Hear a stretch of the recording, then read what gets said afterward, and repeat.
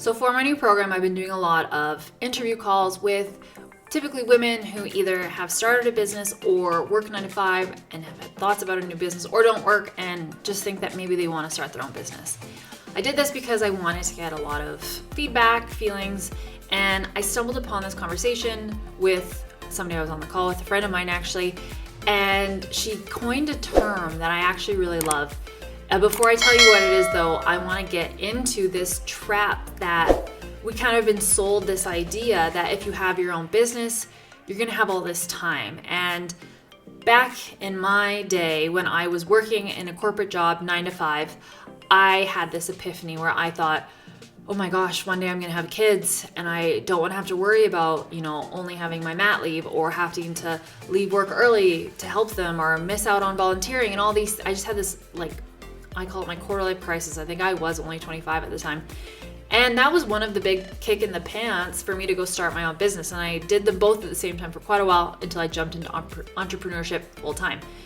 In saying all of that, what ended up happening is I worked all the time. I didn't have kids yet, but I was working 24/7. I worked evenings, I worked weekends, I worked all day. I was constantly thinking about it, dealing with staff, then dealing with customers, tweaking the website, doing this. I did not stop working.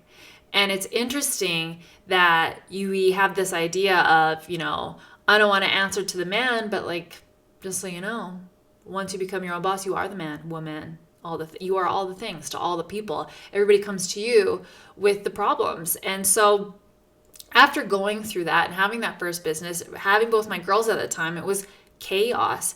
I knew when I started this business, the digital wellness, that it was going to be different. And so here are a few things that led me to this. And then I'll get into what this has turned into, what me and my friend were talking about, this amazing benefit that we have now, and why we started our own businesses and how we were doing them differently.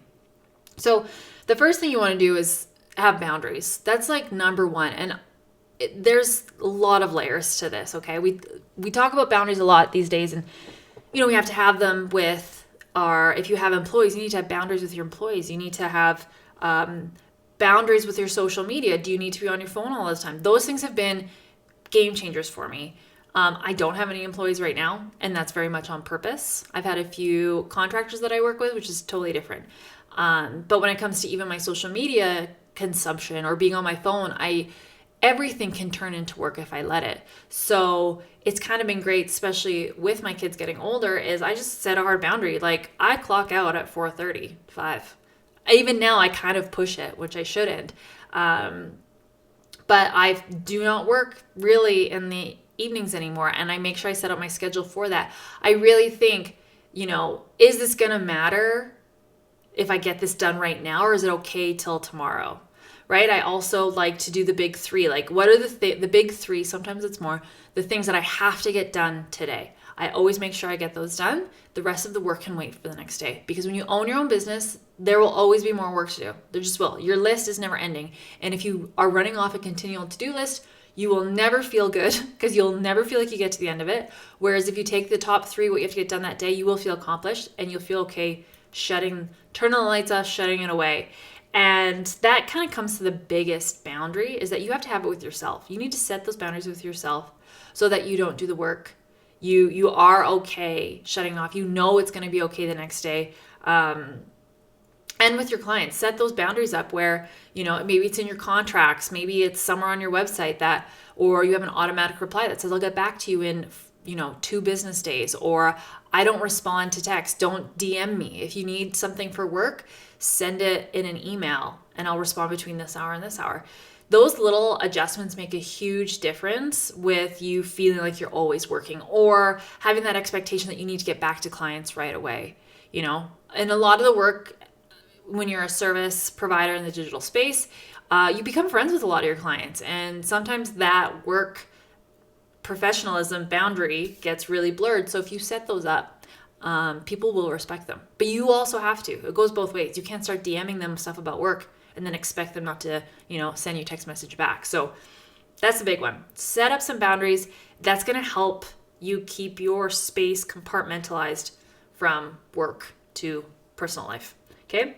The next thing you want to do is outsource. I talk about outsourcing a lot because I think a lot of times people think I mean hiring a VA, but I also mean like outsourcing your meals, order a meal kit, outsourcing your cleaning, get a house cleaner, outsourcing. Like I even just got a Roomba vacuum and my main level is all flat. So I can be working and I set that thing off and I go upstairs and I have all the nice lines on my carpet. Like it looks like I was up there cleaning or like I had a cleaner. So that's even like a small thing. That's not really outsourcing, but just getting creative with, you started this business because you wanted to do what you love, keep doing that in other parts of your life. See what you can actually spend your time doing.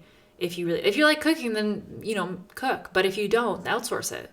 Let's stop doing the things we don't want to do. Right? So a lot of times that's why I have my business, is because then I can afford to pay to not do the things that I don't want to do. And the third thing that I think is really important when you start your own business, if you already have your own business, even if you work, a 9 to 5 for somebody else, this is just important, is you need to schedule in fun things. And this kind of also plays into like self-care, right? You got to do the self-care things, but book them in like you book in everything else. I think we tend to put ourselves last and everything may be last minute, but put it in your calendar and show up for that meeting, show up for yourself just like you do for all your clients, okay? I think that is so important, and self-care means a lot of different things. Like maybe that's going for a hike, maybe that's getting your nails done, maybe that's having coffee with a friend you haven't seen in a while. All of these things count. Like one of the things, adding fun into my life is just reading for fun. That has been a huge game changer. It's proof to yourself when you take action like that when you say the positive affirmations, I'm worth it, there's abundance, you're proving by taking action that you mean what you say. And that's why it's important to do those things, that you value yourself, because then you're showing up for yourself, showing up for your workouts, reading a book, relaxing. Those are all productive. And for overachievers, multi-passionate creatives, it's really hard to slow down, but you need to. And you need to book it in. And you need to show up for yourself, okay?